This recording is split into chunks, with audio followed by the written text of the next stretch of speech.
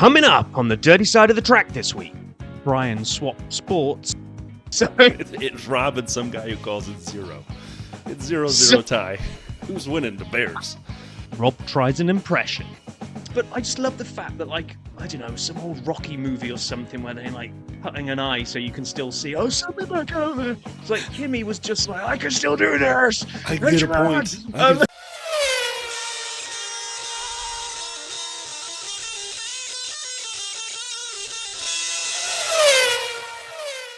Hey now, welcome to the dirty side of the track, America's leading Formula One podcast. I'm Brian, that's Rob.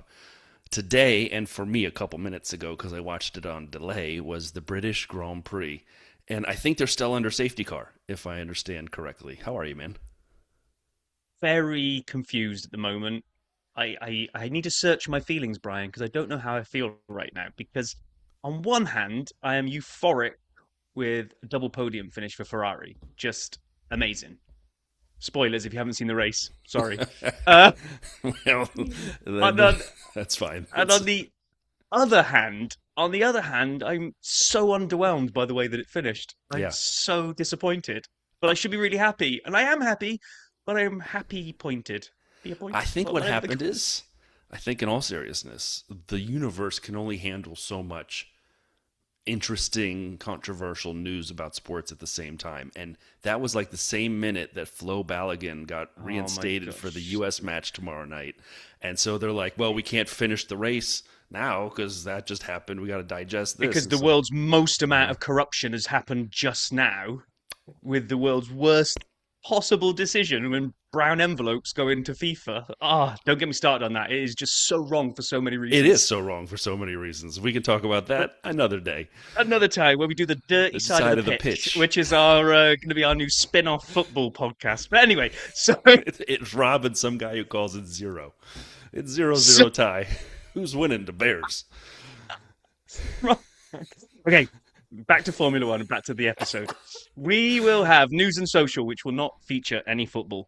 We will then have a very, very sparse video vault. We're going to open the door up and turn on our torch or flashlight to try and find any videos in there this week. I got one in there. We'll bang, bang, boom, right back to the race. Yeah, straight back in. Because it's a sprint weekend, you decided not to fill the vault with videos, so we will then go and make our way through the race weekend, pull the bones out of what the heck happened today, and then call that a day because there's no race to preview, and we've got like a million sound clips to play today as well because we've got a special one in from Andy. So yeah, that one will be coming up later. Okay, so little question for you, Brian. Yes, sir. If you are currently in control of the worst car on the grid, and you're just so far off the pace, would you be really trying to go all in on setting all the fans' expectations that Hungary is going to be a big step forward? No. Would you? No, I would keep my powder dry and say we're hoping to see some turnaround in performance. And then if I thought I was getting some big steps, then boom, I'll look amazing when Hungary comes. But if I promise big, it doesn't deliver. So what we're talking about here is Adrian Newey was being interviewed, and he admitted Aston Martin underestimated the challenge of preparing its 2026 car. Yeah, no Sherlock. Australian Grand Prix became a wake-up call after a series of delays left the team months behind its rivals. I thought they were looking at 2026 from years. Like Williams, like for years. They've been doing 2026 since like before I started following F1. So they said they're 9 regs behind. They're working forward. Exactly. Said we didn't start serious work on the 26 car until mid-March 2025. Really? And we didn't get a model into the wind tunnel until mid-April. So this left us several months behind our rivals, and that's a huge gap to close. Why? I don't remember us hearing this at the time, but no. I'm not calling Adrian Newey a liar. So they said, well, what's coming in Hungary? And he said, well, they basically resisted making lots of little incremental steps because they don't see the point. So it said, we're predicting a large... Full B-spec, totally different car.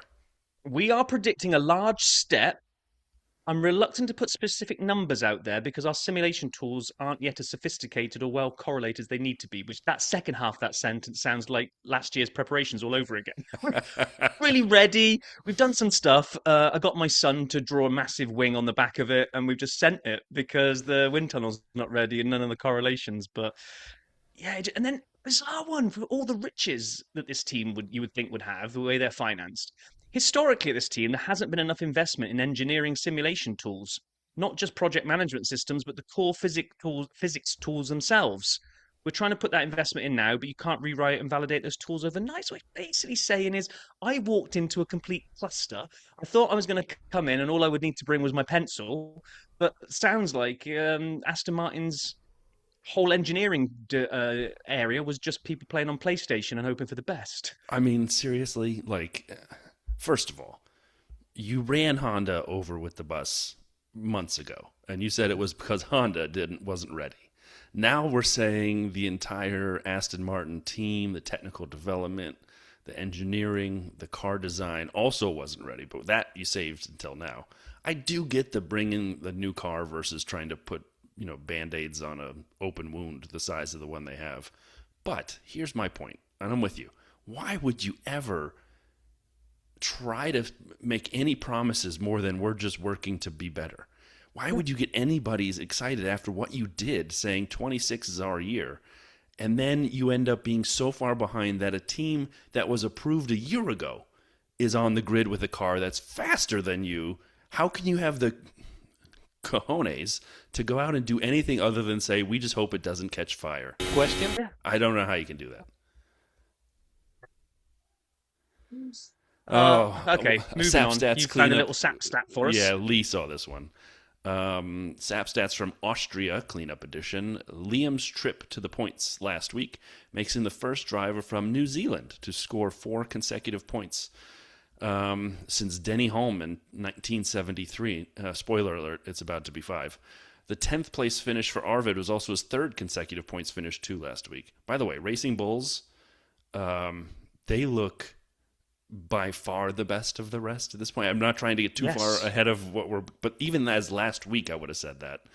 I'm having fun watching them, and I'm enjoying watching the 2 drivers they have there, Arvid especially. No thing against Liam, but anyway. And then another little clean-up on Isle Austria.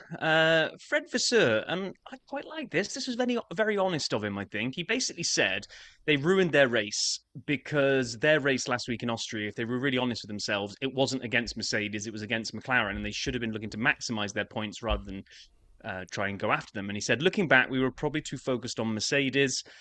Our strategy wasn't the issue. The issue was that we just didn't have the pace of Mercedes and Max, so we tried to compensate taking risks on the strategy to try to take the fight, but it wasn't a good fight.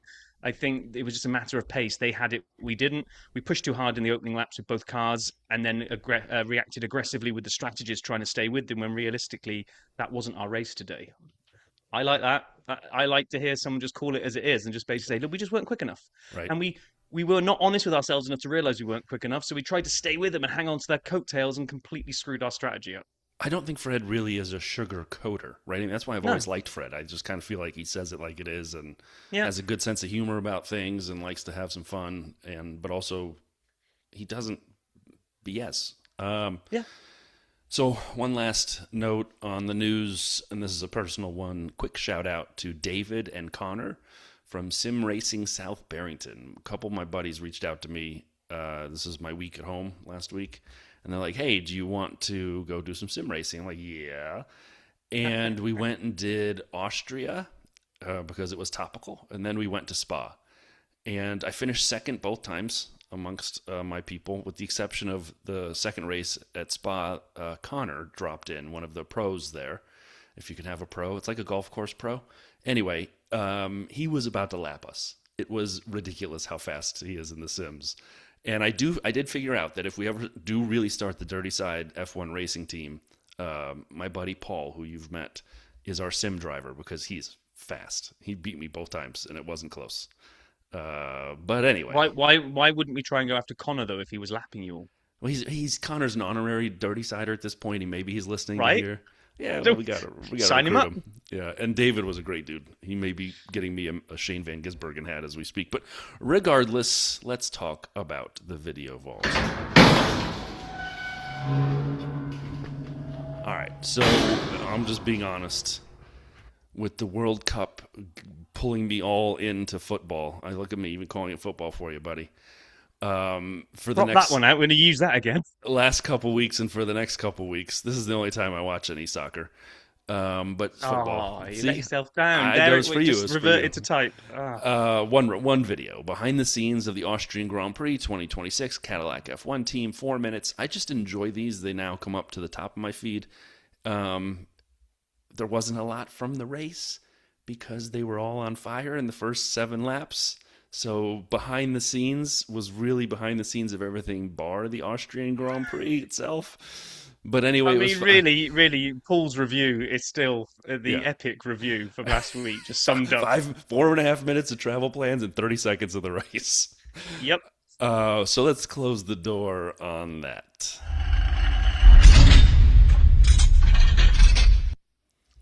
All right. Okie dokie. On to race weekend. Practice. I actually watched every minute of practice on Friday. I also jogged every minute of practice on my treadmill as well. So I was feeling very proud of myself that I got 6 miles in while watching an hour of FP1. Summary notes were Ferrari looked good, Merck looked good as always, and Max and McLaren seem off the pace. So I'm just going to say put a little pen in that because I think I'm going to say that I basically nailed it off my practice observations. You did. But that wasn't the biggest observations from practice. It was about seeing maybe three special liveries on Nope. track. So Two number special one, liveries. number one, I'm going to say that Paul has definitely spread the word of the dirty side inside the Cadillac garage because not only are we getting "Hey Now" written on threads by the Cadillac admin, but I'm gonna say there is a big inspiration from our dirty side livery on the Cadillac American livery. The flag on the back.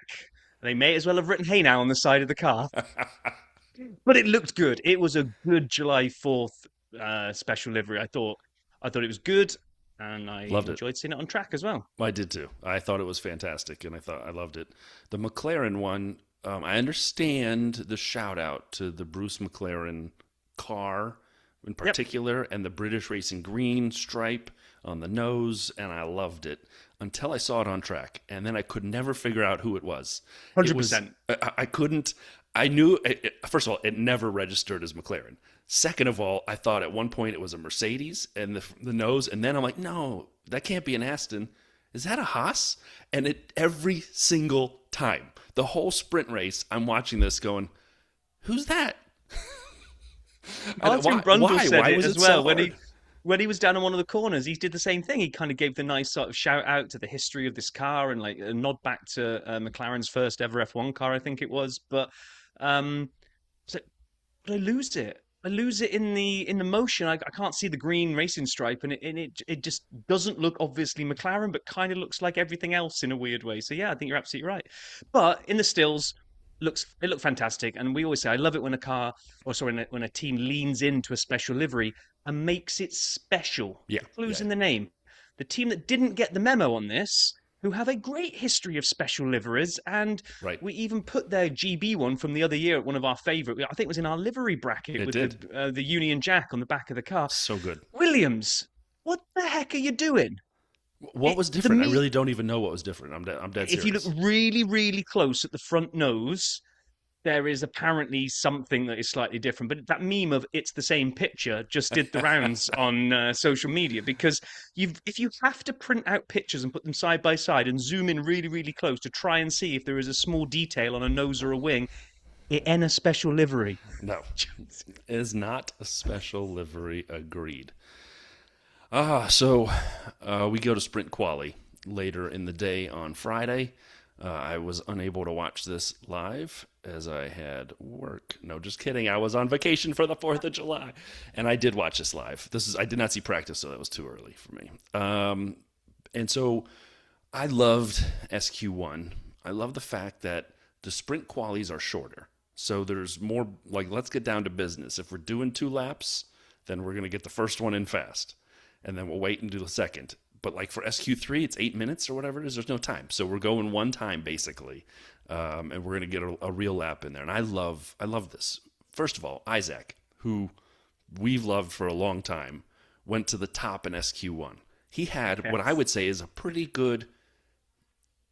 Let's not talk about his start in the sprint race, but otherwise he had a pretty good weekend. I thought he looked fast. He looked fast compared to his teammate, even though Max was struggling with that car the whole weekend. In SQ1, we lost the Noah's Ark approach. We lost both Astons, both Caddies, both Haas.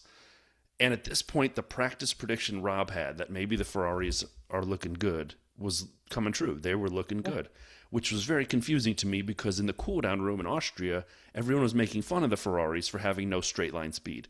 And so all of a sudden, we went from disaster class. Charles was 8th, if I remember right, in Austria, and was only on TV being passed, to now at a higher speed track. Oh, look at us. We're really good now. What happened? The 5 horsepower finally showed up? I don't understand. I'm not smart enough to figure out why they had a dip in what in my mind was the beginning of the similar type of track in terms of open speed. It had to be temperature related. Had to be. I don't know. But regardless. I don't know why, but I'm just going to say, because then, they carried on looking good in SQ2. They were fast. We then lost, I think, both Alpines, both Audis, both Williams. We did the Noah's Ark all the way through. So, which, for the pair fans amongst you, will leave 5 pairs of cars left for SQ3. Look at you, and unfortunately, they didn't all get together and finish in the pairs for us. No, Racing Bulls did. They finished 9th and 10th. So we had Racing Bulls down in 9th and 10th. Hadjar, despite that great SQ1, could only make it into 8th. 7th, Piastri. 6th, Norris. McLaren not looking great at this track at all. No, but it's okay because I couldn't tell who they were anyway. So. Exactly. Russell in at 5th surprised me. I just don't understand why he didn't have pace there. Leclerc in at 4th. Max Verstappen in at 3rd. Young Kimi Antonelli at 2, which means the only name I haven't mentioned, Lewis Hamilton, throwing it on pole for the sprint. It was fantastic. It was just great. The crowd cheering. It was joyous. I'm filing that under joyous, Brian. I would agree. And before we hear from Paul, I just want to add one more comment. I want to say thanks to Williams for not just having a livery, thanks to Haas on Williams' behalf. Not just having a livery, I couldn't tell the difference, but they actually made it into both of them in SQ2, the Williams team did. Haas is the new Williams because now they're always in the bottom. And so people say they're being outdeveloped. No, they brought development. I remember a handful of races ago, it just didn't help. And then in one of the practice sessions, someone admitted they lost the correlation on the car. Like what they were bringing, they couldn't tell what was going to happen with it. Well, I can tell you what it did. Downgrade. So good. Haas is really not acquitting themselves well this weekend either. But it's time to hear a Friday edition of Pit Lane Paul. First, I have to find his music, and here it is.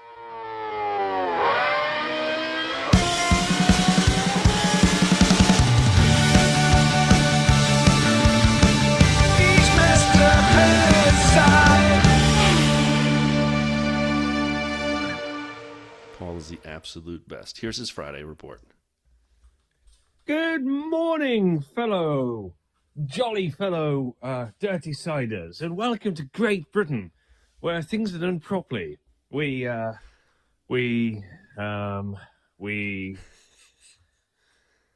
Silverstone Grand Prix, hey now. By the way, I didn't forget a hey now, did I? How can I forget a hey now? Especially on this weekend. It is a special weekend for America. Can we guess why, children? That's why we're into the knockout rounds of the World Cup. So it's really exciting, pretty fascinating. And we're at the home of motorsport, that is Silverstone, UK. And of course, we have a sprint race.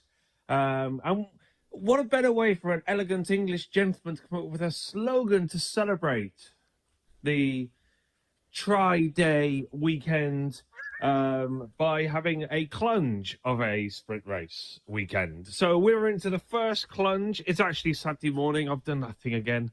Because I kind of there was a lot of talk about whether the World Cup game between England and oh God, I can't even say my own country, England and Mexico was going to be moved. Now, I hear you all asking, like literally all of you, like, why has that got anything to do with Formula One? It's got a lot to do with Formula One because surprisingly, one of our drivers is Mexican. We're all English. It's Sunday night of the Silverstone Grand Prix.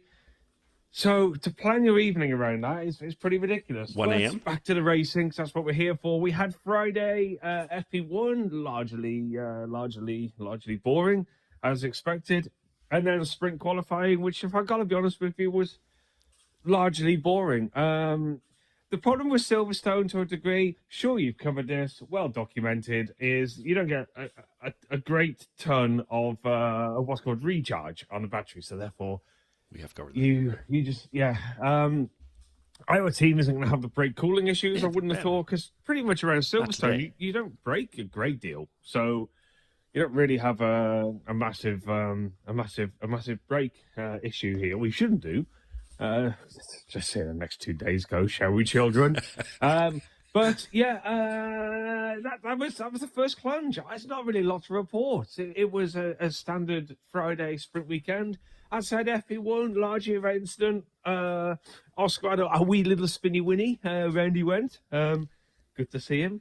And amazing for Lewis. I've got to touch on Lewis again. I'm not going to go down the boring route of saying how wonderful a human being is. However, you know, I'm loving it. I think anybody who works within this sport is loving seeing this mini Lewis revival.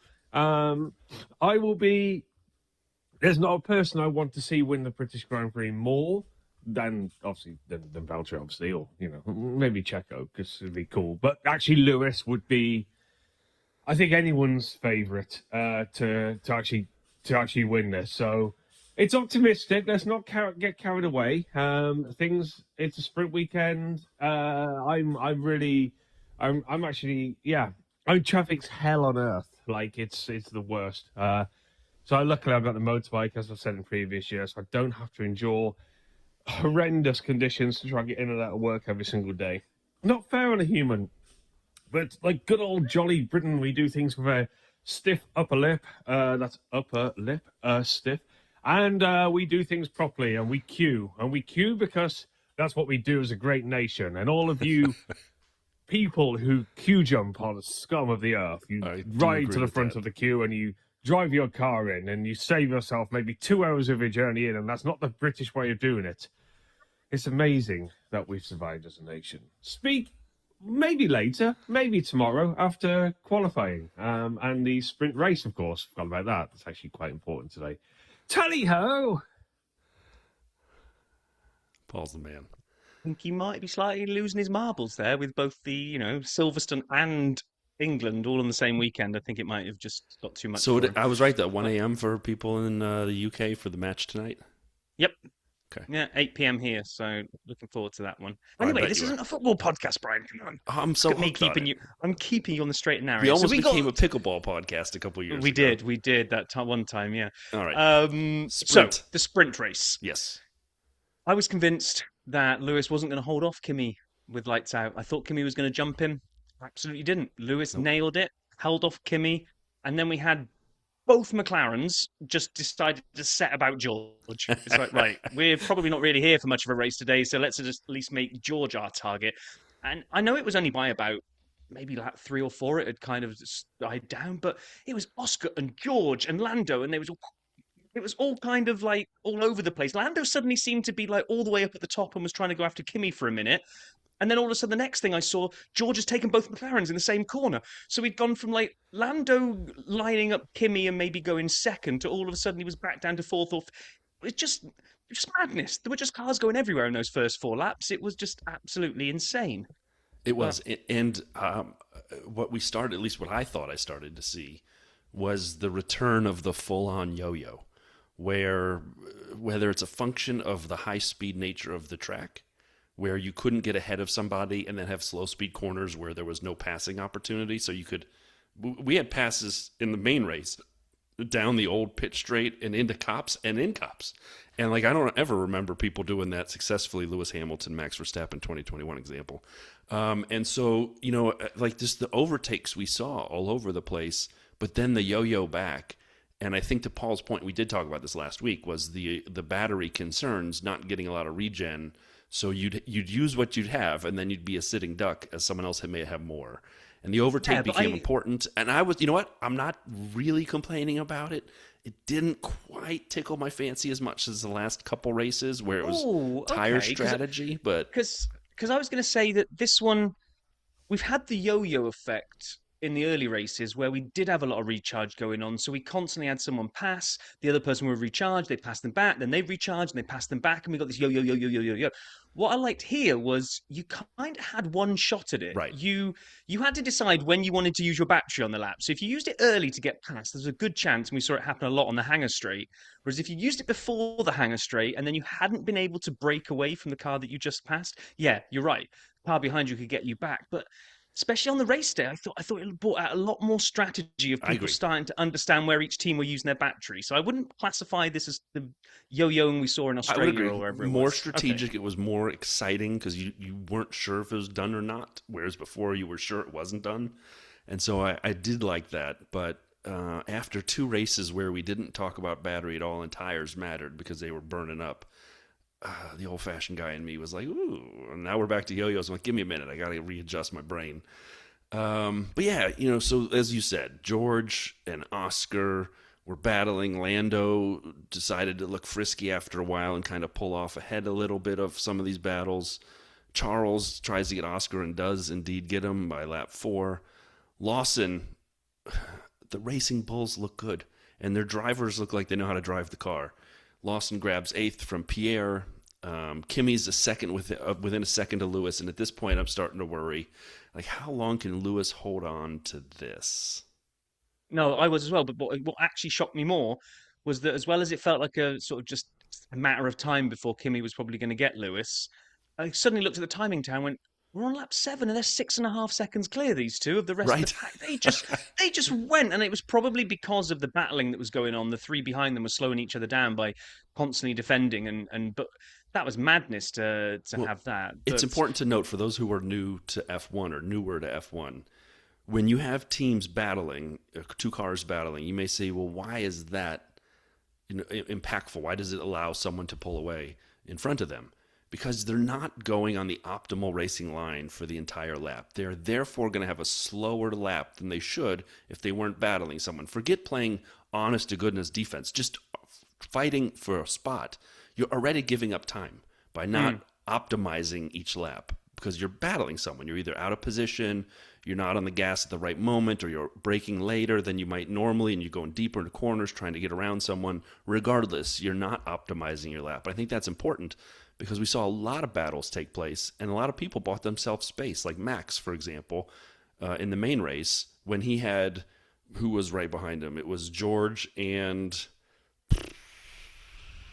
I'll get there. Yeah, well, it's in the notes. Regardless, Max bought himself space that way by he could just drive off in half a second here, half a second there's a huge difference. Yeah, and talking to Max, something really weird happened. I didn't look it back to see why, but we had, I forgot to write exactly. Kimi finally gets Lewis, and then Max and George were trading places back and forward, and then that allowed Charles to join the party. So then Charles got Max, and it looked like Max was going to be able to take him straight back, and then all of a sudden, Max was like 2.5 seconds adrift of Charles. I was like, how did you go from being in a 3-way battle where it looked like you might get George, then Charles caught you, okay, Charles got you, and then it was like, okay, I'm done then. It was just weird. It was just like all of a sudden the Red Bull lost pace at about lap 12.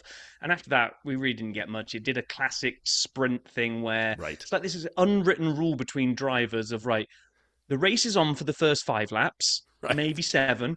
And once we get to that point, everyone just bring it home because we've got qualifying later. Right. We got to use these cars for something else in about an hour and a half. One thing we didn't talk much about was Isaac. He dropped a lot of spots. He went from 7th or 8th to 13th, if I remember right, at the start. And he spent the rest of his race passing people to get back to basically where he started. So he spent the whole sprint trying to get back to his starting position. And he did.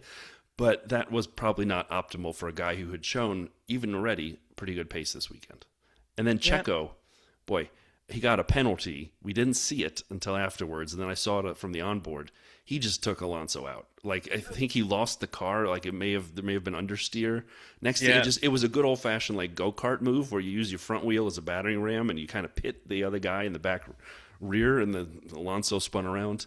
And again, I would never think that was on purpose. I'm assuming Checo lost the car, had understeer into Fernando, because if you remember, was it Brazil in 23, where the two of them gave us one of the greatest last couple laps ever? Oh yes, And yeah. and Alonso and Checo were effusive in their praise for each other, knowing you could battle each other like that, and it was clean racing. So I saw this and I thought of that race from Brazil a few years ago. I'm like, yeah, there's definitely no way that was on purpose. Agree. So we ended up with Kimi winning it. Lewis was second. Lando jumped from sixth up to third to finish third. But what kind of really caught my eye then was Max ended up 16 and a half seconds off the lead, which over a sprint is insane, Right. especially when he was involved in the early exchanges, like quite up near the front. And then also the second observation I had was like Russell and Charles both finished like quite a distance behind their teammates. You know, Lewis and Kimi were just night and day to Russell and Charles, which obviously was going to really play out in the race when Would it? both of those two are going to finish miles behind everyone else. Um, yeah, so then we went to quali. So if George wasn't feeling too great about himself and feeling like the world's against him and he's got to try and reel in this youngster that has now just taken the win in the sprint and is further disappearing into this in the championship, what you've got to do is refocus. Refocus for quali, get out there, put a good lap down. What you probably don't want to do is go off into the gravel and break your nose and then be right up against it to come back in and see if you can even get out again before qualifying starts. But luckily, that didn't happen to him. Right, right. He definitely didn't do that. And Crofty got so excited. And George Russell is out of qualifying. No, he still can get the car He moving. was close to being out of He was I very mean, close. how he didn't end up getting beached. I mean, and he just kissed the barrier, didn't he? He's like, what was so funny is in the slow motion where they showed him kind of coming in slow and slow and slow and slow, and then his front nose just like touches the barrier, and the nose goes, well, that's us done. Ooh, jump off. It was like there was almost no contact, and then the whole nose just fell It was apart. one of those things But from the movie where you make the slightest contact with the gas tanker and then massive explosion, sort of situation. So we see this. George, he does get back into the pits and he comes back out. He asks for a new did you seat. see all the sand and dust over the side of his car when he Oh, yeah. came out for that second? They didn't even have enough time to clean the car off because they just No. had to get him back out again. And then he asked for a new seat, presumably because it was filled with gravel and sand and other things. But as we're That'll seeing be the this, gravel. yeah, it's filled with the gravel. By the way, Brian Bozzi on the podium today with Charles. Spoiler alert. I love when we do that after we've done it. Franco had an off. And again, I think we're seeing with these cars that there is engine braking. And by that, it means it's like harvesting. And when you get on the brakes, you may occasionally get this push. And that may have been what George had. Max has had this twice. He had in Austria that pushed him out. So you never know. Like, sometimes drivers are losing these cars in ways that we aren't used to them losing cars. And that's what it looked like Franco had. But he went across a couple corners, a couple fields of grass, and was backwards and caught some serious air. I'm like, oh, I thought he was going to lose. I thought he was going to flip. He's lucky his wheels didn't dig in as he was spinning. That was crazy, the off that he had. Yeah, it was. And surprise, surprise, down in 22nd and 21st, we had the two Astons. But actually, surprisingly, Stroll out qualified Alonso. Second Perez time? was in 20. Yeah, Perez was in 20th. Colapinto was in 19th. And Bottas out qualified Perez up in 18th. The Haas of Ocon in 17th. He had another day to forget. And Yeah. Albon 16th. Probably Fastest didn't overall. like finishing 16th, Alex, but Fastest that's overall. the best you're going to do a weekend. Isaac. He loved Yeah, it. Isaac, yeah. Q1 and SQ1. Pierre was impeding Lance. I don't think he got a penalty for it, but they No, I don't think they showed him, and he was clearly on the racing line when Lance was going around on his hot lap. And he didn't not get out of the way. He just sat. He camped out on the racing line. Like anywhere else, Pierre would have been better than that. And Yeah. the reason I'm bringing that up is we go to Q2. And Pierre he's going down Just weaving. the hanger Just straight. Stevie Wonder himself couldn't have done a better job of just weaving violently at low speed. And there's Oscar coming down on a heater right behind him. And he like at the last second, he goes, "Oh crap!" And he just kind of jinks to the left. And then he goes back to weaving again, like everything was fine. Like, dude, come on. Is your engineer not talking to you? Do you not have mirrors? Is there nothing that's telling you have a guy coming around? And I mean, it was a long straight. I'm like, we could all see it coming. Anyway, Pierre Gasly gets the, by the way, that's how he put Piastri and Gasly together. That's what almost happened on the track. Okay. The Stevie Wonder award for me. But Kimi was fastest in Q2. And we lost the rest of the non-top 5 teams. We lost who was Albon, Sainz, Behrman, Hulk, Gasman, and Bortoletto. So the Audis were done, the Alpines were done, the last Haas was done, and both Williams were done. And that left us, as we said, the top 4 teams plus Racing Bulls to get into Q3.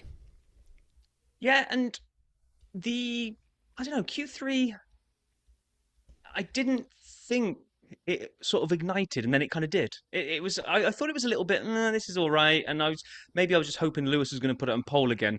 And Charles was up there, Lewis was up there, and then Kimi just went and put a barnstormer. I mean, he's over a tenth clear, nearly 2/10 clear of Charles when he puts his lap in, and it was just wow. And then they go, but George Russell is still on track. I was like, it doesn't matter. It doesn't matter how long George stays on track. He is not beating that time. That was a phenomenal time. And then actually George didn't get anywhere close. He ends up being 4th behind both the Ferraris. So I was like, okay, this is a spicy starting lineup. Then we got Kimi up front, and all the predictions were overnight, and he's just going to drive away.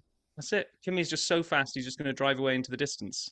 But those were the predictions. That's not what happened. We had Kimi, Charles, Lewis, George, as you said. Then Isaac, top qualifying Red Bull. Who would have seen that coming? I know. Lando, and then Max. Max could not have hated the car anymore. Martin Brundle, who I don't think of as being very funny. I'll just be honest. Like, Crofty makes jokes, and Brundle usually shuts him down. And I don't mean like when he does dad jokes. Like, he does other things that he tries to be funny, and Martin's like, and back to the race. And so I'm like, fine, but I love Brundle. I love him. I'm not expecting comedy from him. So in the race itself, Max was so frustrated with this car all weekend. And like I said, he's 7th here, Oscar 8th, and then the Racing Bulls. He was so frustrated all weekend. He just had a litany of complaints about that car, and all of them included a lot of F-bombs. And at this point, during the race, the funniest thing I heard all weekend was Martin Brundle, when they censored out Max's 4-letter words. He goes, maybe he's saying it's good. The car is good.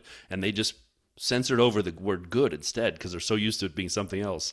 I laughed my butt off at that because Max has had nothing good to say about this car in a while. You laughed at it so hard, and then ruined it for the bit later when we're going to talk about it in the race. But it's all good. It's all good. You just go wherever you want, Sap. Just explore the space. So I think we need to hear from Mr. Pit Lane Paul for his second instalment. Let's do that. Hey now, and happy 4th of July, because I've had that rammed down my throat all day today. No, not that it's special, I get it. It's 250 years of us handing your own land back to you. It's not very often that us British invaded anywhere and, without any sort of, justification. I'm glad we gave it back to you. You have a lovely country. It's fantastic. And I'm honoured to work for a lovely American team. So, yeah, today's been a lovely celebration. All about the 4th of July, and yeah, 250 years is quite a long time. So it's a lot of history there. Anyway, we don't want to talk about that, do we? We do want to talk about it. Maybe we do. Maybe we don't. Who cares? Sprint race was first up today, and it was okay, I guess. I mean. Yeah, good to see. I mean, Shane Lewis didn't get there, but okay, Kim is on it. Love to see that. Good race between them. I love the respect. I don't think there's anyone who doesn't like Kimi. I think he's just one of those guys that I just hope he keeps his character in all that sort of gubbins. And then, yeah, a little bit further back, there's a little bit of a midfield little a fanny around, if you want to call it that, which was befitting of the second plunge of the weekend. For us, running around Checo had he saw a gap And so yeah, we that was good fun. And then yeah, wasn't really no other really big surprise. I don't think it was good. I'm not saying it wasn't good. It was okay. Qualifying. Let's go to qualifying. What happened? Again, look, if I'm being honest with you, I wasn't have massive surprises. I guess I'm a little bit surprised at George. We're going to go down to George. Let's be completely fair. I'm a little bit shocked at just how I can't. Well, just how much she's struggling. I don't know why. It's really weird. Going back for Naya, Max was a little bit moody, but again, I guess it's really weird when you can have performance 1 minute, not the next. But it was a little bit cooler today, I guess, in XYZ. But again, didn't really deliver us anything spectacular in qualifying that we're going to sit there and go, oh, wow, can't wait for tomorrow. So, again, not the worst, not too bad, quite happy with that. I am going to quickly talk about, for us, it was the tale of two races. I will not lie to you. We had last week, and I think I didn't make anything clear in last week's review because I was, I had to laugh about it in the end, which is a bizarre thing to be like because it was probably the worst weekend I've ever had in my life in terms of seeing a race team. It was just horrific. There's no other way to word it than that. It was absolutely horrific. This weekend so far, it's like I said yesterday, there's not so much braking going on around here, so you're a little bit better, but it's just like a tale of 2 weeks where everything's gone kind of right to a certain degree, especially on our side. Valtteri put in a lap for his life in qualifying. Look, there are those of you that's going to say, yeah, but, P18. Yes, okay. Look, perspective's always needed in these things. Aston Martin, I am not going to beat an Aston Martin because I've got a lot of friends there, and to see what's going on with that team at the moment is genuinely, because you've got friends there, and they are quite a famous team if you think back to, the Jordan days, all the way through. No one wants to see them in that position. But my point is they had this big shining light of Adrian Newey come in, and the bloke's a genius. Not knocking that, not saying anything derogatory to Adrian Newey. I don't think anyone in motorsport can, which is fine. What I am going to say is we're a second and a half quicker than them, and it's, 8th, 9th race. So for us to be able to put in a performance, yes, we out-qualified Franco because he had a bit of a moment, but at the end of the day, who cares? That's where we are. It's great to finally see a bit of performance. I'm buzzing for tomorrow. It's the happiest I've been for sometimes in terms of racing because I think it does affect you. So I had Tails today. He came and said hello and a little bit of a chin wag. I hope to catch up with him more tomorrow, but today really is a really special one, especially for you dirty siders, especially, the American side of it. That's my Saturday review. That's the second plunge. I'm going to leave you with this.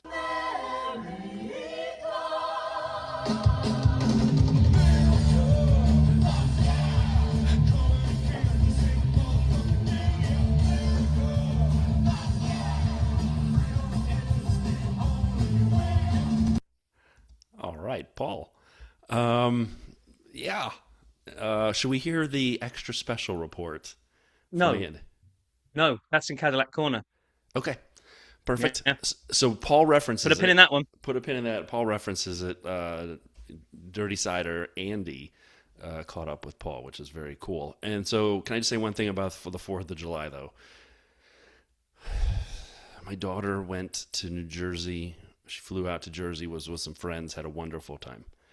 My dad, who I usually see, was up in his place, and my daughter had this big thing this morning here in Chicago, my youngest daughter. And so I watched the race on delay, which is very rare, but again, I had to be somewhere I needed to be with the family. So I was going to do the 4th in my town, Northbrook, Illinois. Great town, great little town. The parade route just down the street. And I have a tradition now when I'm here, I wheel down a cooler of beer.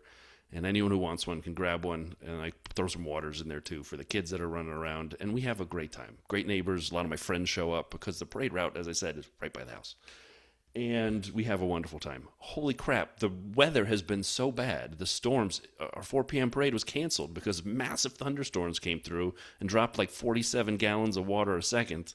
And they had to cancel the parade. And then all of Chicago's fireworks went off last night in a fog. So if anyone hasn't seen the Instagram reels of like the massive ones downtown, you can't see any fireworks, just the sky changing colors as the fireworks go off. God bless America. We had the same thing. I went over to my neighbour's gyms. We were gonna start off with some beers, grill some food, and then go out. And we always like fireworks. He always goes and buys some fireworks, and we always have to vote on which is the most terrible. It's a running joke that we get these little tiny things, and one of them will surprise us and be like almost thermonuclear. The rest of them will just sort of like we couldn't do it. It absolutely battered it down. Yeah. But like 3 miles away from me, it battered it down so much. It was they had whatever it's called the cloud burst when it's kind of thunderstorm goes into another gear, and it was like tennis ball size hail came down like 2 towns over. I'm glad we swerved that. So we just stayed inside drinking beer. So on anyway, Friday, the storm was so bad that came through so fast. Unfortunately, people died in a lake not far from here when boats were capsizing. Because wow. It wasn't predicted to be this bad. It showed up out of nowhere, and anyhow. So I hope everybody throughout the states is all right with all the chaos that's been going on. But then the race. Today, race day, the race, another Lego race. I'm just going to be the dirty side Grinch, and everyone can just tell me why I'm wrong, and I'm an old man and shout and get off my lawn. If it's about why was MBS in the race, I'm with you. But it was both. It was. I don't know if it was because the novelty of the Lego race had already hit its crescendo in Miami that one time when it was just so amazing to see it. None of the drivers, not none, that's wrong. Half the drivers don't want to do this. Max was like, we're professional racing car drivers, we're not clowns. He didn't want to go out. Lewis didn't want to go out. He was held by contractual reasons to have to go out. So what they all did, or a lot of them did, was just essentially abandon their cars in the gravel on the first corner and go, oh no, we're beached, we can't continue. Some of them did, but after that gravel chaos, which was kind of funny, it was just a bit like, I don't know. Maybe it was great if you were there in person. I bet it was a superb atmosphere to be there in person, but just thought it was a bit meh. Just next. I would agree. What I really don't understand is why the president of the FIA decided to get his own car. His wasn't even Lego. His was a regular go-kart. So somewhere along the way, he said, I want to be in this race. And they're like, well, we don't have time to build a Lego car for you. He goes, just give me a go-kart. And they put an FIA logo on a go-kart, and he went out. Wow. I know. That was awful as well. He just created a dictatorship for himself where he can be president forever with no term limits. He's already rigged who gets to vote for him, and they're going to always vote for him. And then he wants to go out with the drivers? Why? I know. And by the way, I think the reason the Lego thing worked so well the first time, it was teams. You had two guys in a car together as opposed to individual carts. And I think the two guys together with fragile Lego on the outsides of the car really, like, they had fun because it was a different scenario. This time you could see there was one, I can't remember who it was, that was just on his phone, just like they were just towards the end, they were just ticking the box of, we're told we have to do this. This is the driver's parade. And it was anyway, so let's forget that. Unfortunately, it didn't send me as nuts as the first one did, but c'est la vie. Here we go. Everyone's on mediums. This is going to be a one-stopper, and I'm like, little part of me dies inside saying, why Pirelli? I think you did it last week in the race preview, and you were like, why do the hardest set here? I'm praying for a good one-stopper. I thought we were going to get our first DNS because Alonso was having struggles on the formation lap and bailed into the pits. And in my head, that's 100% box the car to retire it incoming. Oh, yeah. I thought that was too.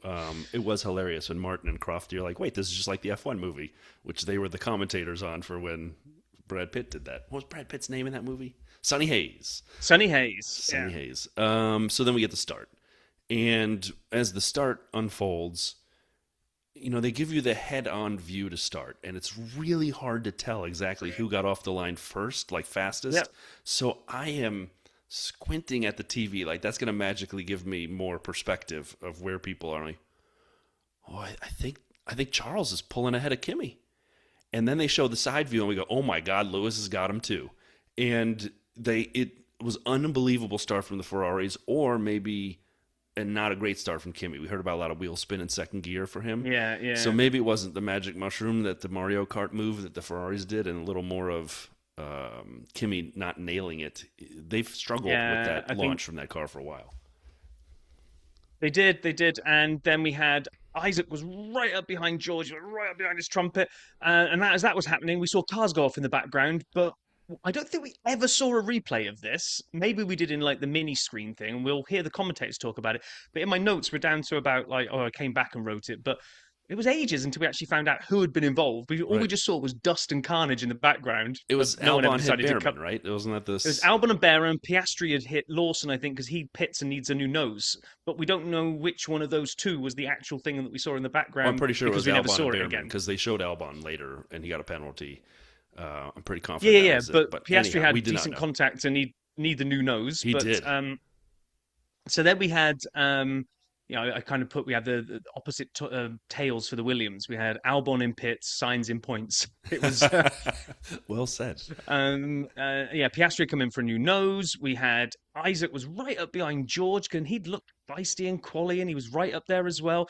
And then all of a sudden, Max, who'd been bombing about pace, has suddenly got a car now that is working today, Rocket ship. and he went flying up the inside of Isaac. Like I'm not going to say it was a non-respectful pass on his teammate, but it was a definite. I'm coming through because I'm the number one driver here. And And Isaac didn't give up though. He held on. well, he didn't defend the move. He then tried to re-attack, is the way it felt like. Yes. He's like, all right, I Yeah. should probably not take Max out of the race. I'm going to let him. He passed me, fine, fair and good. I'm the second driver. But then he did not give up, and I love that about him. And he kept going for it. We saw Caddy in 15th and 16th at this point. We then found out, as you said, we didn't know for a while. We found out Albon on lap 6 got a penalty and it was for taking out Ollie Behrman. And then there are a couple penalties in F1 which are usually slam dunks. Not always, but usually. Like if you get a red card, you're always going to sit out the next match. Usually, not always. Flo Balogun. And so Lewis is noted for a false start. And he's noted for moving before the lights go out. And that's usually a detection system which you're done. It's the same way of speeding in the pit lane, or so we thought before Monaco. But regardless, like the way this works is usually you're toast. Rob and I have actually watched in Canada as they come around and pick some of those sensors up before the track invasion after the race. They dig out sensors that are in the ground on each area there. And so when they noted this, I'm thinking, uh-oh, that's probably 5 seconds for Lewis. Yeah, but then this is where I need to go and look in to find out what the difference was. So, so Kimi was within a second of Lewis, who was 2.2 behind Charles, and it was all shaping up. And then we got it, the 5 second penalty for Lewis. But when they showed it, I think Brundle or somebody sort of said, it's a twitch. It's not a jump start. He hasn't actually got rolling before the lights go out, which apparently I think could have had a 10 because you properly Right. jump the start and go. He twitches, Stops, right. and then the lights go out and he pulls away at the same time. And social media went nuts over it. Literally, the clips of I think Lando somewhere not long ago did exactly the same thing where he stopped, and was stopped again before the lights went out. I think George did it as well not long ago. Neither of those two are penalties. So I'm okay with the sense of being a slam dunk. And if you twitch, it's 5, but if you're rolling, it's 10. Great. But it should be consistent. It should be consistent. It's that. It felt like the punishment didn't fit the crime there because he got no advantage over anybody else at all because he was back to being standstill before the light went out. Anthony Davison did the whole slow-mo rewind thing on the sky pad to show, look, he's completely standstill when the Yeah. lights go out. Anyway, 5 second penalty. You can't cry about it. You got to get on with it. And then Kimi had zoned in on Lewis and he'd been inside the 1 second, and it felt like, I mean, we're only at lap 7, but it felt like forever that he'd just been hanging out at 0.5 behind Lewis. He couldn't break through the final piece. And then we had Max had suddenly cruised up to the back of George. So we were getting two things that looked like they were about to develop into a fight. I was like, well, I wonder how long this can go. And then Kimi absolutely surprised me with where he overtook Lewis. I thought he was shaping up ready to do the next straight, and it was just kind of like, I'm going to fly right. I didn't write in my notes where it was, but it was... I don't think Lewis expected it either. Was it? I don't think he did. Was it like the beginning of the old pit straight? I can't remember. I know what you're talking about. Somewhere around there, I think. I think it was because he went on the a great little inside overtake. and he kicked up a Yeah. little dust. Regardless, I don't think Lewis was expecting it. Max was still behind George. Lando is on Isaac. And then Max gets it to within a half a second by lap 15, really putting the pressure on George. And hilarious Brundle again.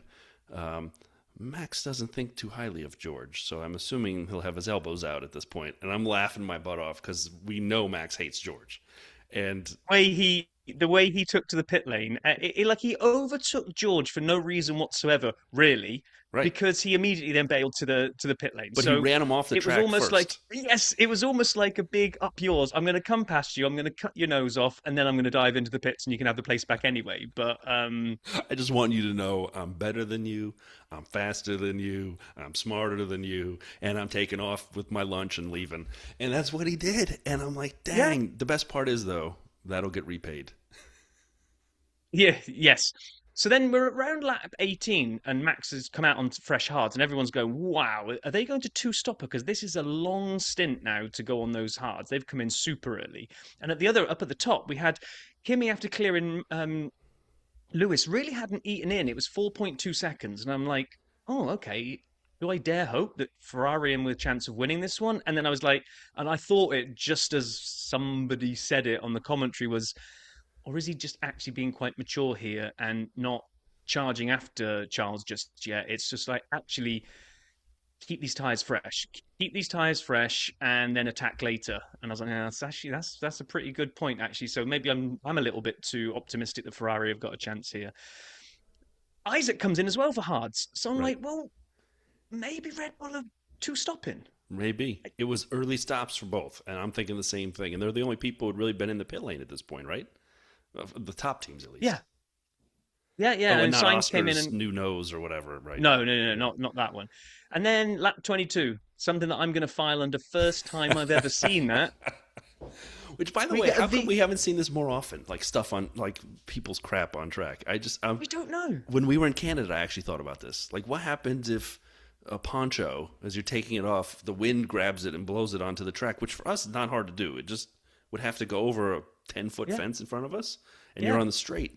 So, yes, a big yellow Brawley is rolling around out there.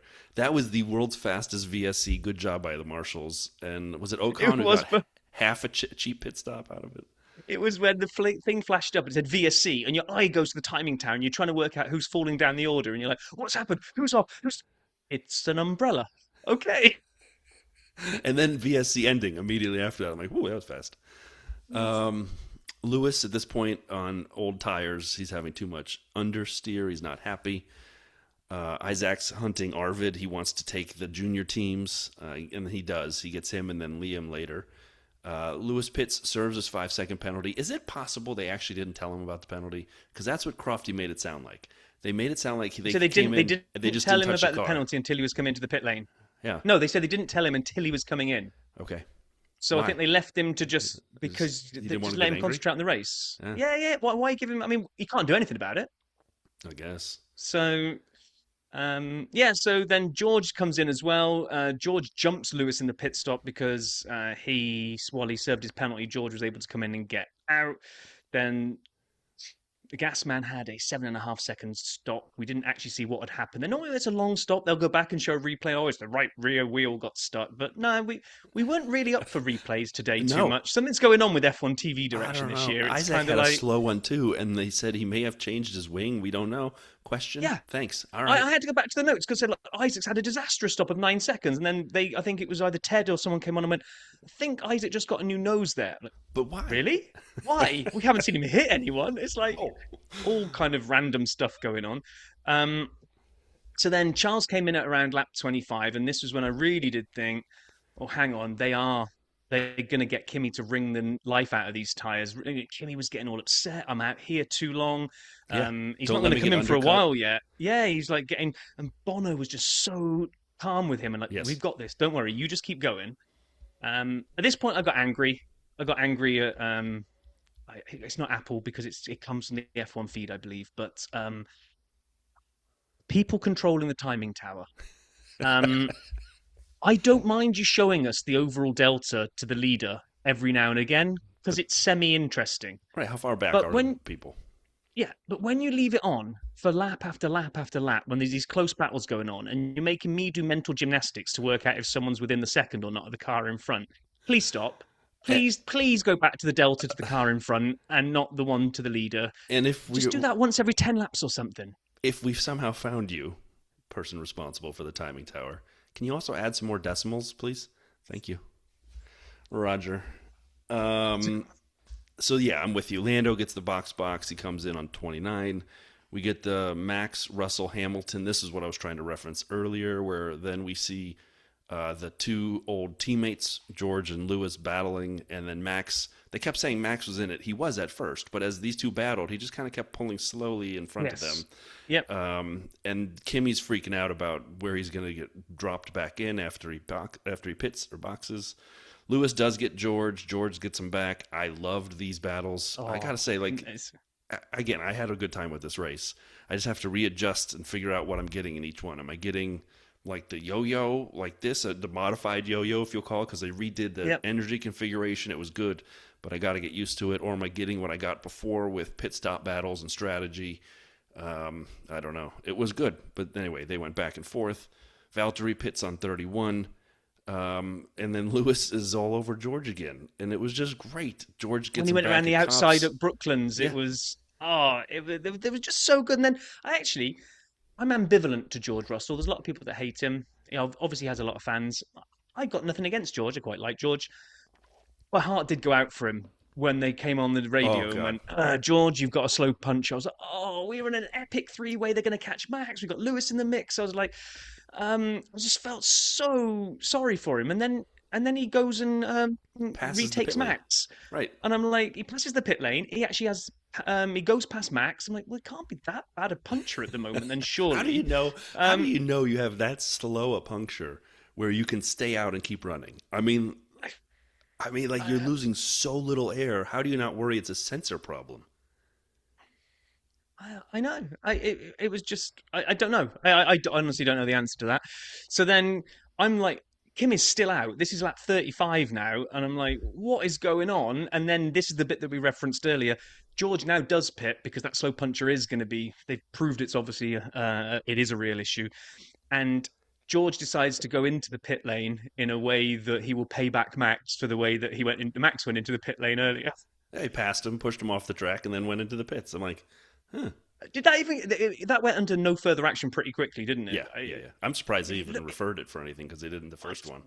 Oh, well, that's what I was just going to ask you. That one looked worse. Max looked like he got pushed off the track a lot more by George than the first time round. But do you think they almost went, it's tit for tat, leave it? I don't know that they've got the artistic license to do that in the rules, but I kind of hope they did. I kind of hope somebody was just about to go, we need to investigate George. And somebody just went, like, turn the recording off. That's just payback for Max earlier, leave it. No harm, no foul. Let's call it a day.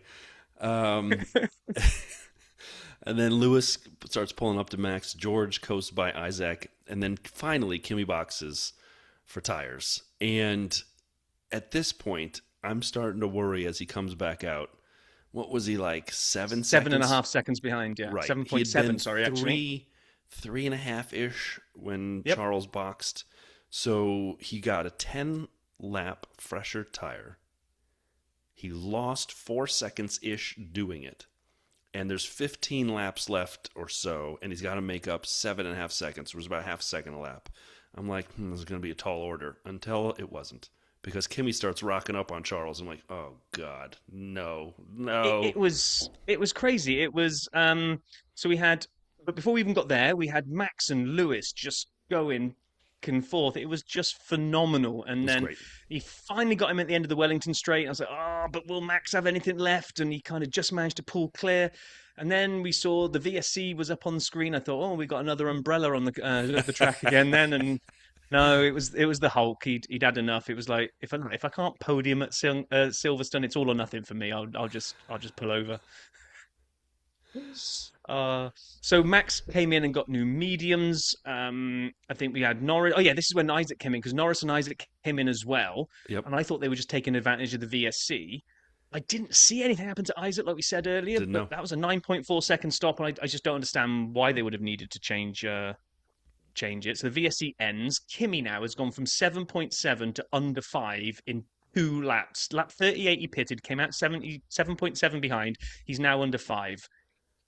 1 lap later, lap 41, he's down to 3.3. Yeah. So in 3 laps, he's gone from 7.7 to 3.3. This is just, I was so in conflict with myself at this point because I really like Kimi. Like Me Paul too. says, it's really difficult not to like Kimi. And I would just love him in a way to win the championship. But on the other hand, there's the spectre of Lewis in the background that's sort of catching this kid. And I really could do with Ferrari title this year. And he's got Charles who could win this race. So I'm like, what do I want? What do I want? Do I want Kimi to catch Charles or not? It's like Ferrari versus this kid that I really like. And it all got taken out of my hands because lap 42, after eating over half of the way through the 7.7 leads, suddenly Kimi's going backwards.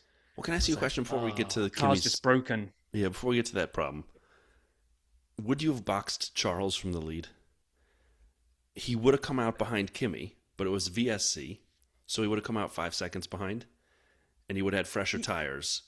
Obviously, we don't know what's about to happen to Kimi. So you've watched, as you said, in 4 laps, he's cut down that lead well over half of it. He's coming for you. The Mercedes is fast. The tires are fresh. Charles is a sitting duck. Do you leave him out as a sitting duck, Yes. or do you bring him in and give him some fresh rubber and let him try to attack Kimi back? He's never attacked the pace. He was never attacking him back. I think they made the right call. I think you always say this to me. Track position is king. I do. I think you leave him out there. You leave him out there and just hope that Kimi either pushes too hard, messes his tires up before in eating into that 7.7. By the time he catches Charles, is enough that the delta is gone. And I just don't think you sacrifice track position. I at agree. That point. I'm just asking though because something's going to happen. Right, they were debating it. I do think track position is almost always king. I would have stayed out, especially because Mercedes got lucky in this regard by leaving Kimi out so long. His tires were only 4 laps. Would have only been 4 laps older than Charles. That's not enough of an offset to lose track position in my mind. Yeah. So like if he'd boxed earlier, Kimi, and he's catching you, then maybe you do go for fresher tires because there's an offset of 10 laps, 12 laps, whatever. But with 4 laps difference, you have fresher tires and Kimi's are 4 laps old. That's not enough. You're not catching them. So like I'm happy they left him out. We'll get to Ferrari mistake later on the Lewis thing, or not really a mistake, but at least a decision that we need to discuss. Yes, agree. And then, but as you said, Kimi's car died at this point. I thought it died. I thought it was engine failure, battery failure again, and he starts slowing down. But then suddenly he's not slowing down that much that he's pulling off to the side of the track. But then he goes off the road a couple of times, and it's like, I can't steer. I'm like, what's he done? Has he broken suspension? No, he can't, because if he's broken the wishbone there, that wheel's going to be flapping, and he's never bringing that home. So, like, what the hell's going on? So he's like, I think something's broken. So they box him, and they rip off the wheel shield, which we then see in a replay. He takes a curve, and this bit of carbon fiber it looks like it wedges sideways. I'm like, it's wedged sideways, and it's compromising the steering. That's what it is. He'll be fine now. They rip this thing off. No. Well, first they boxed him to potentially retire the car. They changed his nose and sent him back out with fresh tires. That's right. Yes. How does that fix anything? But Brundle was also wondering that nose wouldn't do that. And so they're like, oh, maybe they have a brake duct problem. And then you're right. They show the piece sitting there. He comes back in. They rip that thing off. They send him back out. And he is all over the place. I mean, he's getting track limits. And it was wild to me. And again, this is kind of like the Lewis situation. He didn't gain any advantages by going off the track. No, they might want to relook at that rule for track limits because it is about cheating and gaining an unfair advantage. Exactly. It shouldn't be there for your car's so broken. Now that maybe the counter argument is, well, if your car's that broken, you shouldn't be out on track anymore. I would agree. There's a safety aspect to it. Yeah. But I just love the fact that, like, I don't know, some old Rocky movie or something where they like cutting an eye so you can still see. Oh, send me back over. It's like Kimi was just like, I can still do this. I can get a point. I can finish 10th. I'm taking the point. I can get a point, even if I have to get out and push. And it was just, I loved it. I just admired that never say die attitude in him. That I'm not gonna just retire this car. If there is a chance I can get 1 point, like it would have been so easy at that point just to go, oh, that's done. Then I'll retire the car. And he just wasn't having any of it. And then he just suddenly seemed to like get a second. I don't know what happened. All of a sudden, he maybe worked out the steering or something because now suddenly he's pulling away from the Alpines and he's 3.3 seconds clear of them. I'm like, he could maybe extend that out to 5 seconds and not get hosed here. He's going to do it. He's going to. Oh, Max Verstappen, what have you done? Yeah. What have you done to the entire thing? So his wheel was also at an angle as he's driving straight. But yeah, Max into the gravel. Again, I don't know exactly what caused him to go into the gravel. At this point, I stopped thinking about Kimi, and I realized if he does get a penalty, he's screwed because this is a full safety car. So everyone's going to Yep. bunch up, and he's going to have a lap or two to get in front of the Alpines. Was it Franco first, I think? And he's going to have to build a 5-second lead over Franco in a lap or two. That's not going to happen. So, especially with a broken car. So, but I quickly shifted to Charles. And I'm like, oh no, he has a 20-second lead to Lewis. And now Lewis is going to be right behind him, and George will be right behind him. And I'm like, oh no, Charles, your first win at Silverstone, your first time doing something good in a while, and you're going to have to restart this thing. And then Ferrari bring him in, and he has a big space. I'm like, makes sense. You don't want to be on cold tires at the restart. Lewis, Abu Dhabi 2021. And then they bring Lewis in, and as they're doing this, all of a sudden you see George just stay out, and he goes around the corner. And I'm like, oh no. And I did not know in the chaos of the safety car, when who'd caught the safety car yet or not, who'd slowed down or not. I didn't know Lewis was going to lose track position until, and the timing tower took a minute to figure it out too. And then it's Charles, George, Lewis. Lewis on fresh softs, or fresher softs, I don't think they were new. And Charles on softs, and George on old, whatever, hards. But he's in second. And I'm thinking, okay, this is going to be an epic last couple laps. I thought it'd be 2. And I'm like, Lewis should be able to take him. Partially because of the battery situation. So you're going to get a point where you have better battery boost. You'll have overtake. You're going to get better battery. And maybe you can defend the yo-yo with soft tires. Maybe you can tootle off. And George's got the old-ass tires. I'm like, maybe we'll be okay here. And then it's just taking forever. It's taking forever. And it's taking forever. And like, all right, safety car is coming in. We're getting 1 lap. And I'm standing now. I'm like, So was I. What is going to happen? This sprint. is chaos or nothing. Let's go.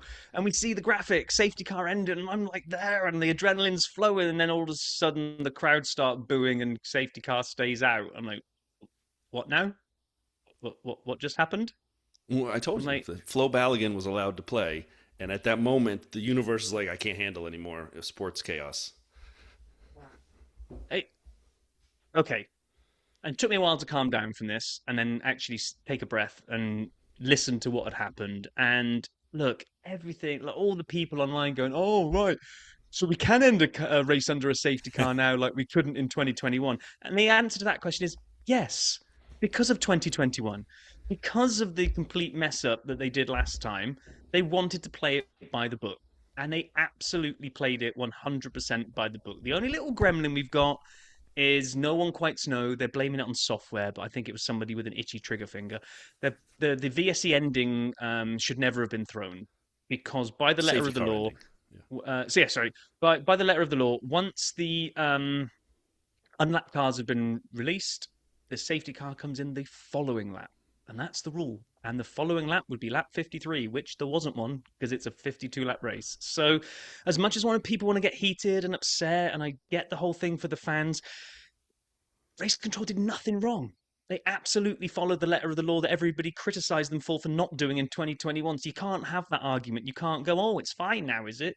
Yeah, because they're going to follow the rules. Now, what it does, I totally agree with Martin Brundle. I stayed on to watch the post-race stuff because I was kind of sat there a bit deflated, kind of thinking, I think I've just watched a great race. It's just ended terribly.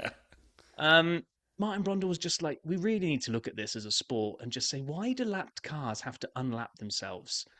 Why can't they just pull over and drop let back. the field unlap and drop back?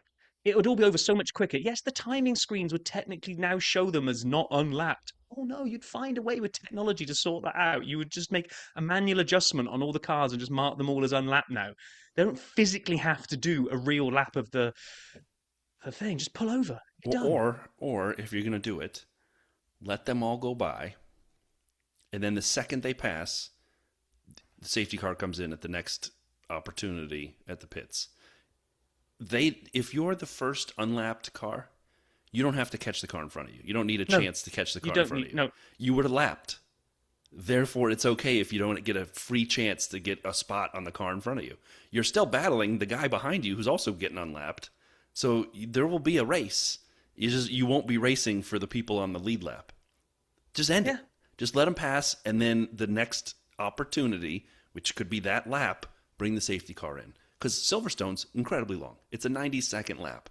So when they let them by, you had 80 seconds of time for them to go around. You could have brought the car in then. Yeah, yeah. I don't know. Someone will probably tell me why this is a really stupid idea as well. But why does the safety car have to come in at the pit lane? Why can't it pull over somewhere else? Or Like the same way that a VSC can just stop anywhere around the lap once there's signaled that. If I'm just like, we got a car that I doesn't know go as fast as everybody else. we've unlapped all the cars. There are plenty of places for where the marshals access the track to be able to pull the safety car off and put it into a non-place. I don't like Loads this one of too much. places. You got to get them back to Loads the of places. start-finish straight, don't you? Why? Well, because they can actually leave the pits at the pit exit in a fast, orderly fashion. If you go diving into a cut in the fence, how the hell do you get back out? There's internal link roads. There's more than one safety car.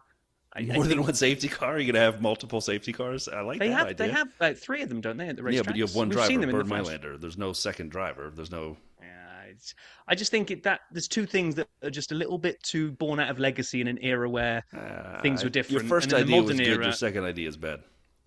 I just don't understand why you have to. Makes no sense. All right. Well, we'll disagree on the second one. The first one agreed. And the overall idea, we totally agree. But what that meant is Charles finished first under the safety car. Didn't have to worry about it. I loved it. Never seen somebody win a Grand Prix and be in witness protection for almost the entire race. Agreed. Followed by George Russell somehow, who had a slow puncture a handful of laps ago and is now second. Kudos to him. He did. Yeah. He stuck with it. After the puncture, he stuck with it. Same way that Kimi didn't want to give up. George didn't either, so he's put himself second. Did Lewis, you hear his we're message recording to long enough Toto? after the race now to know that. Yeah. No. George and With Toto one when were he blamed on. the straight line speed, and Toto was like, "Let's not talk about that." Straight line You were speed's fine. Yeah. Sorry. Lewis does finish third. There was no further action on his yellow flag infringement that was hanging over it for an hour or so after the race. So I double checked that one before we came on here. Did too. Lando fourth, Isaac fifth, Liam sixth, Lindblad 7th, Borty 8th, Colapinto 9th. Well done, Colapinto. And the Gasman 10th. Both the Alpines sniffing around the points today. You know what's weird is Audi, Gabby, 8th, and the Hulk didn't finish, so no Audi in 11th or 12th. Oh, dear. It is a weekend of chaos. Okay. Yeah, so I'm so happy for Charles. This doesn't change my opinion that I don't think he's world championship material. I think he's a great driver, but I don't think he has it in him to be a champion. But I'm also a Ferrari fan, and I'm also so thrilled to see something go right for him because some of the stuff that has happened recently has just been bad luck. Some of it's been of his own making, but I just thought today he did a cracking job. So maybe I'm foreshadowing my decision, but do you want to do the King of the Pits and the Pits? Let's do it. I will. You want to start the King this time? Hey, you're the king of the pit.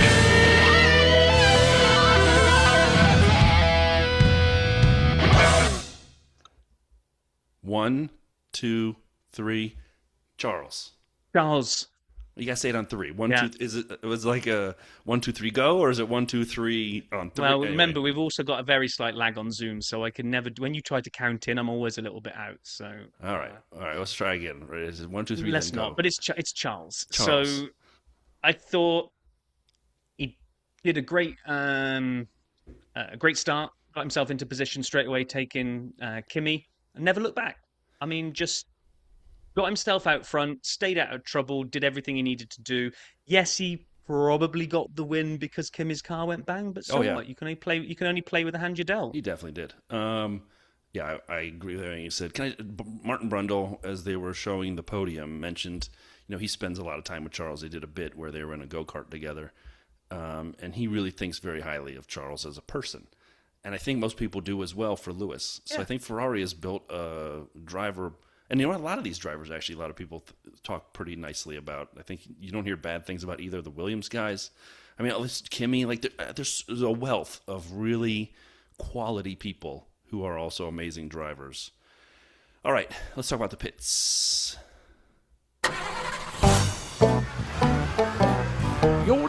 Alex. This one's hard. It is hard. So I was going to be very English and say after you, sir, because I'm still kind of racking my brains. All right, I've got I it got down one. to. I was before I saw everything shake out. I was going to give it to the racing directors for ruining us by not getting us a lap under racing at the end. But actually, it looks like that was the correct decision. So I can't give it to them. So I've got I'm to gonna carry on thinking while you say who's I'm gonna yours. give it to Alex. Not Oh. just for him for hitting Ollie Behrman, which he did. Yeah. But then he had at one point they showed the pit stop screen, and there were some ones and some zeros and a 3, and the 3 was Alex. And so they turned it into a test session early and just basically used it as that. And then he DNF'd on lap 43. They retired it finally. I think very highly of Alex. It just when you think of who really messed something up, it was hitting Ollie, and his day was horrible. So I'm just giving him the pits a little bit less Alex, a little bit more of the scenario. Alex Albon. Okay. For careful consideration, I have decided to award it to one Max Verstappen. Oh, And the reason I'm giving it to Max because Verstappen the car was so is good. that, and herein lies my beef with him this weekend, is that some drivers get frustrated when the car isn't where they want it to be. But some of them try not to dish it out and just sort of just blame the team. And like, what have you given me? How dare you give me this car? Like, a lot of them will try, like, this isn't good enough. We go again. We try to see what performance we can get. I just feel that this weekend, Max has thrown his own team under the bus, like, quite a lot. And I get he must be totally frustrated. But he's a world champion, and he's kind of got this, I just expect better of him. I don't mind him coming on saying, look, we couldn't find this pace. We don't know why. We've all got to work together back at the factory, and like give a team answer of why you this weekend sucked. And I know it was in the heat of the moment when he crashed out, but it was the icing on the cake for me when he just did that rant about, like, unbelievable, this car, this piece of junk you're giving me. It's like, come on, Max, you're better than that. So, Fair. and he crashed out.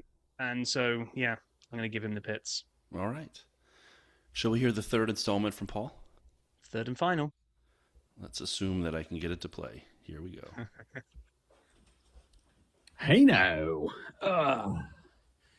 Back home. Third plunge. Where do we start? British Grand Prix is a weird one. Today was like it felt like a really, really, really, really, really, really short day, but it was the same time as it was a really odd day today, actually. I don't really understand quite how today went. Like, I'm back home now, and it feels like I only left here about 20 minutes ago to go and do this epic day. Anyway, enough about my. I'm not going to go into the old time chart. I could go into the time thing. No, but I'm not going to. The British Grand Prix. So, fears of it being boring. Was it? Funny enough, Valtra's here at the moment. We were just having a conversation about the Lego race beforehand. I don't know if you saw it. It was always going to be carnage. It was always going to be an absolute disaster. And it was just as comical as you would want it to be. Like, we were saying, it's kind of like you want to do something like that every single week, because it's, for the fans, it must just be hilarious. For the drivers, they actually really enjoy it. Like, like Valtteri and Lewis using the old pit lane because it's actually shorter. It's not about top end speeds like caps. It's about the shortest distance. So it's sort of childish nature of that sort of stuff. It was just funny to watch. It was like, and then the race, like, it was a shame for Lewis getting the jump start. I think we all wanted him to do well. And then the race goes on. It's kind of good. I think there's some. The battles, Lewis overtaking on the outside of Cops. No, I want to bring everyone back. I know it sounds like I fantasize over Lewis Hamilton. I genuinely don't. I just love the guy because he's just awesome. But remember a few years back when we got a certain gentleman team owner who's no longer with us, sadly was here this week actually. He claimed that no one puts a wheel up the inside of Cops, or you don't overtake around Cops. Well, I saw 4 or 5 overtakes this weekend pretty much around Cops, and each one of them were expertly executed, including bizarrely Lewis on George Russell, which goes back to I think what I said at the time. Maybe it is more of a Max thing, and I'm not blaming Max for it. It's just one of those things. That's why everyone was sort of like Lewis should be absolutely executed for it, and I was sort of like, well, for me, it's kind of a racing incident. I get it, I get the anger, and I get it's a big accident, but ultimately, anyway, I'm not going to go into all that. And then some good battles. George Lewis. Max, George Lewis, Max and George. It was, I actually quite enjoyed watching it, and it was sort of like it was pretty good. Then we had the most British thing in the world happen was an umbrella blew on the track, which I was slightly embarrassed by, but it was just comedy. And then the comedy drained about 5 laps from the end when I still haven't seen Max going off, but it seems very unusual. I'm not entirely sure what happened. Shame for Kimi. That happened before that. We should probably touch on that. Shame for Kimi. Everyone loves Kimi. Like, he's just such a nice kid, but it's such a shame. Then we had this bizarre moment with Max. I don't know exactly what happened, but that's not why I think you guys have probably more than discussed this actually in the last 45 minutes of this podcast. At the point where I'm in now, because obviously I don't know what point I'm going to feature in the podcast because you haven't recorded it yet. I'm only speaking like as though you have recorded, but obviously I don't know when you have. So you may have spoke about this for 45 minutes, or you may not. I don't know because, well, I don't belong in the band Doctor and the Medics, and oh no, that's the wrong song. That was Spirit in the Sky. I've really let myself down. What was Time Warp? Who done Time Warp? Let's do the Time Warp. Rob, I might need you for that one. I don't know if it's a classic American hit. But anyway, whatever.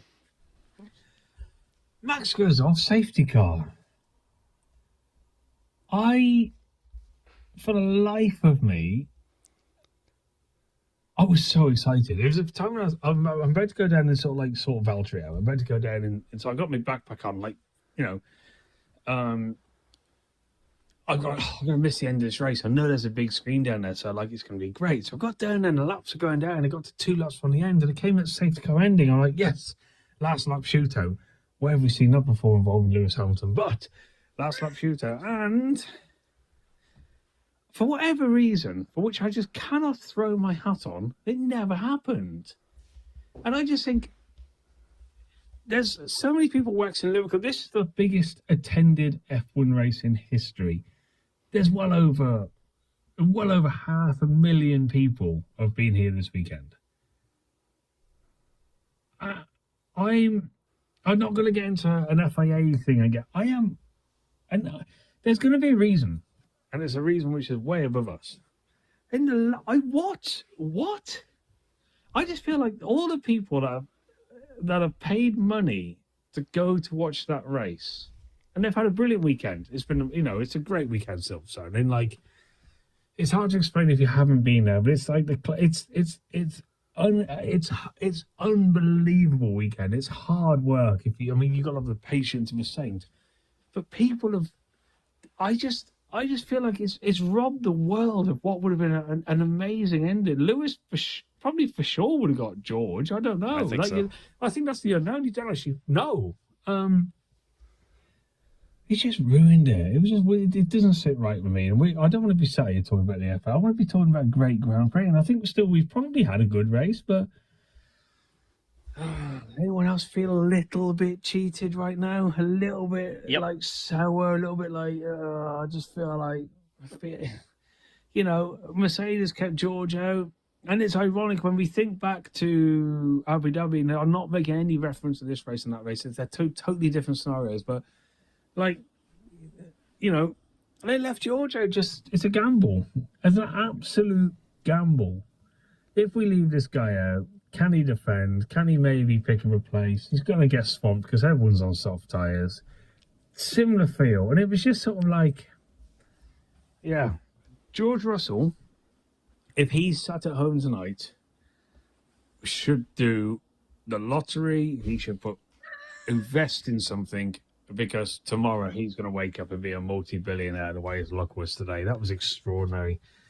I feel cheated. I feel a little bit off of it, but for whatever reason it happened. So I don't think, and then the sad thing is we're probably going to judge this Grand Prix on that, and I don't want to do that because I actually thought it was quite good. For everyone was thinking it was going to be pretty boring. I actually thought it was quite good.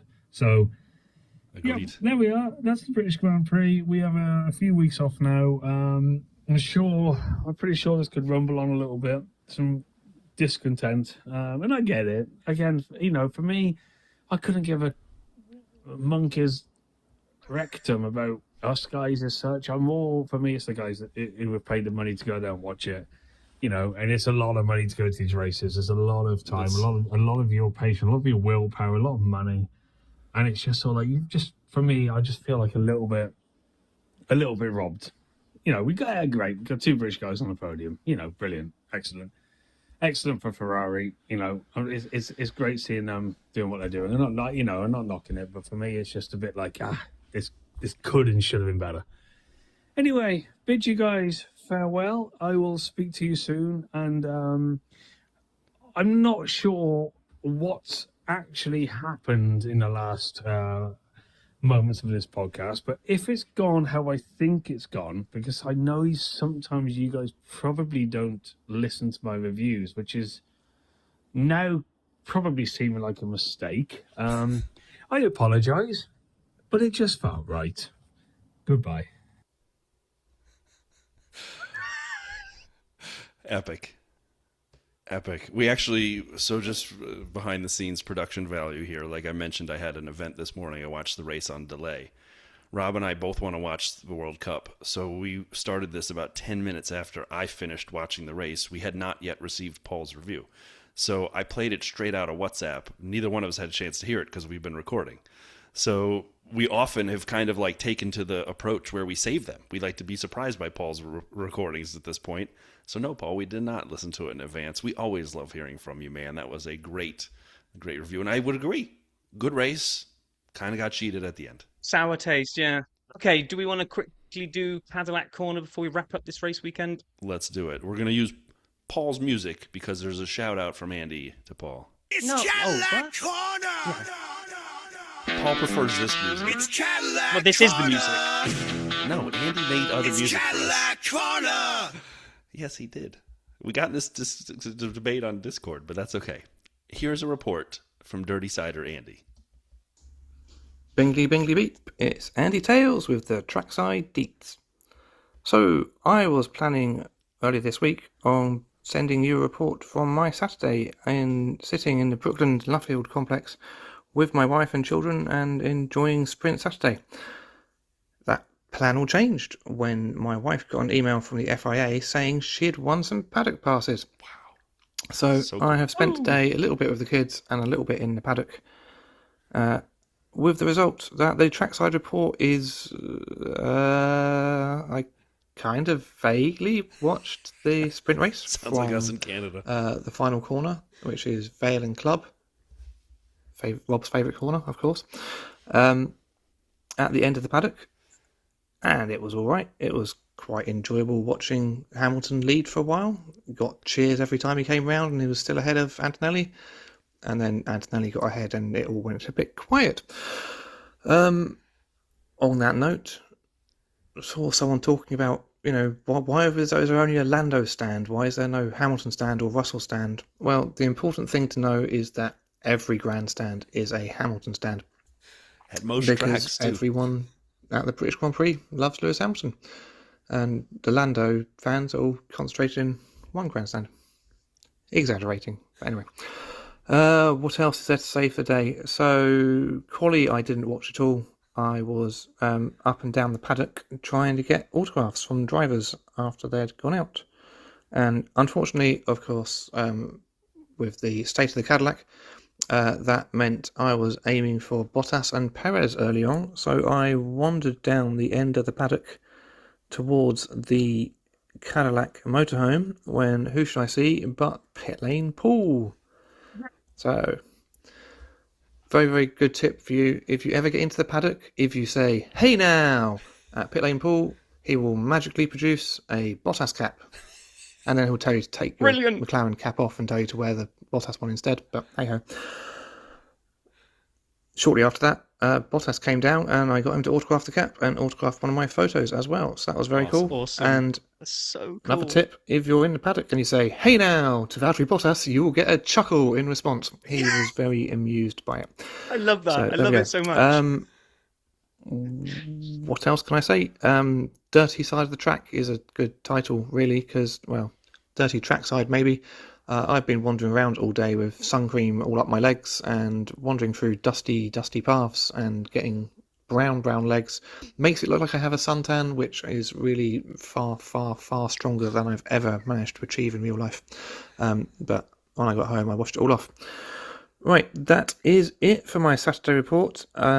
I might do a Sunday report. I'm going to guess probably not, because normally Rob starts chasing me, "Where's your Sunday report?" when I'm only halfway driving home, and I wasn't able to do it beforehand because I had no signal, because there's no signal at Silverstone. So probably that's my only report. If I do sing a Sunday report, then you'll hear from me again. Otherwise, bye-bye, everyone.